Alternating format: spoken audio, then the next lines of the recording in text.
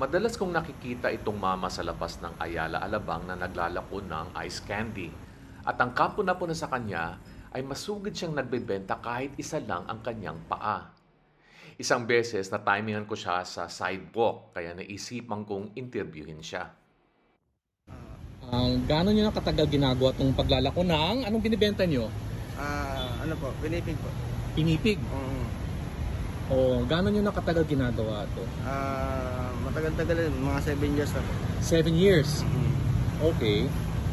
Tapos? 7 years, yan. Lagi ako nagtitinda kasi kailangan ng pamilya ko. Kasi kailangan namin na araw-araw na financial. Pero alam mo kung saan ako bilib na bilib sa inyo. Kasi meron po kayong kapansanan. Isa lang po yung paa nyo. Anong nangyari dyan? Aksidente. Aksidente? Gaano nakatagal yung... May ano na rin po, may 70, ano pa to, nasimula to 2000, ano pa 16. 2016? So hindi naman ganun katagal pa. Bali, ano na ngayon, ano na, 2023. 7 years? Oo, 7 years na rin po, kasi nung ano to. Pero, nung ano ka, kasi lumaki yung tuhod ko dati. Ano? Lumaki po yung tuhod ko. Lumaki yung tuhod nyo? Nagkaroon po ko ng sakit sa buto na tumor. Tumor. Kaya hindi ka, pero pinoperahan ko na siya. Pero kahit na wala ko artificial, at least nakakapagana buhay ako. Kinailangan na putulin talaga. Okay. So, bakit wala kayong artificial leg? Mas may ginaho yun, sir. Kasi nung nag-artificial po ko na pa, lalo ko na yung naging delikado. Ganun. Nasubukan mo na mag-artificial. So I'm sure may nakaalok na sa yung...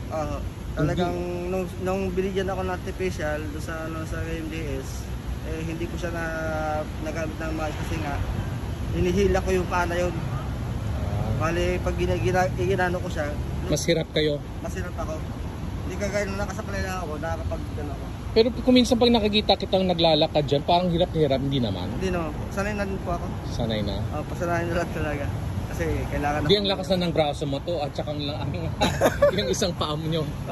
Okay. Ano na talaga, barat na yung katawan ko. Bakit pinipilit yung magtrabaho kaysa sa karamihan dyan, wala pa nga silang kapansanan, unang-unat naman sila magtrabaho. Kung minsan magmamalimos na lang sila. Pero kayo, nagtsatsaga kayo, bakit?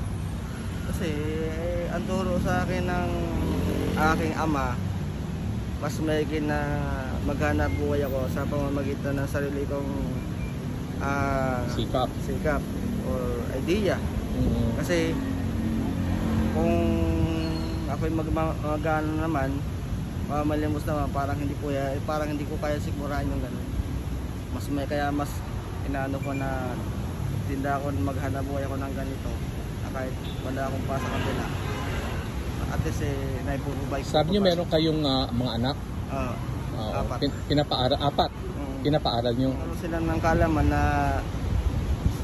mapapakinabangan nila hanggang sa pagtanda nila. Ako kahit sabihin natin na hindi nila ako nalalahanin, at least yung pamamaraan na hanap buhay ko na ipinupubay ko sa kanila, baliwala sa akin yun. Ang mahalaga, makapag-aral sila. Na magitan pagsisikap ko na ma-provide yung pangangailangan nila. Although hindi naman lahat ipoprovide ko talaga kasi kadalasan din matumbal din ang bintana ng ice drop. Pero minsan naman bibilian, yan. Hindi pare-pareho talaga. Kasi ang paglalako dito, tsagaan talaga. Ayan, bibili ka ba? Hindi po, bigay ko na lang. Bigay lang, pero ayaw niya malimos. Gusto niyang bumili ka man lang kahit... Bibigyan na lang po. Magkano po ba yan? Thank you. Ayun. Thank you po. Ayan si Cristofero. Ayan, bata pa. Ilang taon ka na? 42. 42. Okay. Maraming salamat, Christopher, sa pag-share mo ng iyong... At saka sabi mo, nag-workshop kayo? Nagbo-Bible study po ko tuwing araw ng Sabado.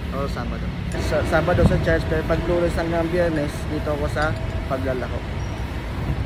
Well, God bless ha. God bless talaga, Christopher.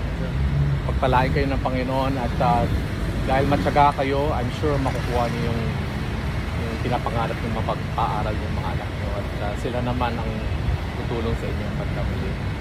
Para matapos sila.